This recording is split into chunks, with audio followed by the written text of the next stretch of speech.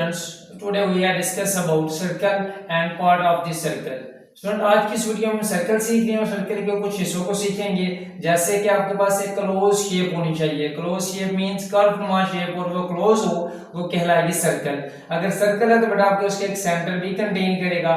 तो लाइक इस सेंटर को मैं नाम दे देता हूँ, ओ का नाम दे दिया, तो which is the centre of the circle. और इसके साथ सर्कल के हिस्से में से रेडियस एक हो सकता है। रेडियस क्या होगा? सेंटर से लेके सर्कल के एंड पॉइंट तक का जो डिस्टेंस होगा बेटा वो आपके पास रेडियस कहलाएगा।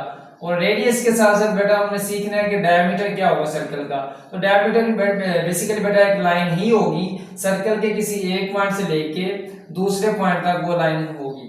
एक पॉइंट से निकली दूसरे पॉइंट तक वो लाइन होगी। लाइक इस पॉइंट को मैं ए कह देता हूँ और इस पॉइंट को मैं बी कह देता हूँ। और ये ऐसी लाइन होगी जो सेंटर से पास करके गुजरेगी। अगर तो वो सेंटर से पास करके गुजर जाती है फिर बेटा ये आपके पास लाइन कहलाएगी डायमीटर। इसके बाद हम सीखेंगे कॉर्ड क्या होगी। कॉर्ड भी बेसिकली बेटा आपके पास एक लाइन होगी जो सर्कल के एक पॉइंट से लेके दूसरे पॉइंट तक होगी।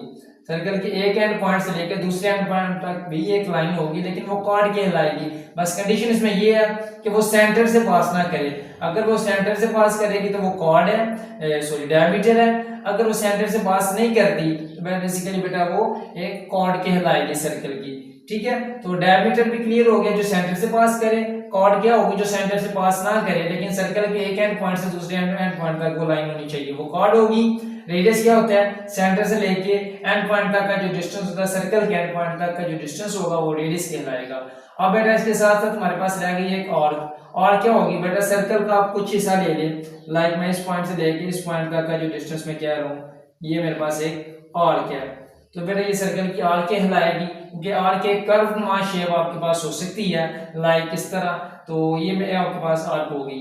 अब इसके साथ साथ एक आखिरी चीज हमने सीखनी है, वो क्या होगी? सेक्टर क्या होगा? तो सेक्टर बेटा आप इस पॉइंट से लेके इस पॉइंट तक का जो डिस्टेंस है, डिस्टेंस तो होगा लेकिन इसके साथ साथ हम एरिया को भी देखेंगे।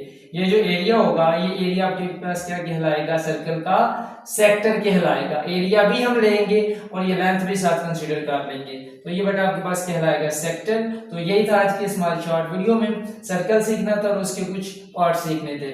Thank you.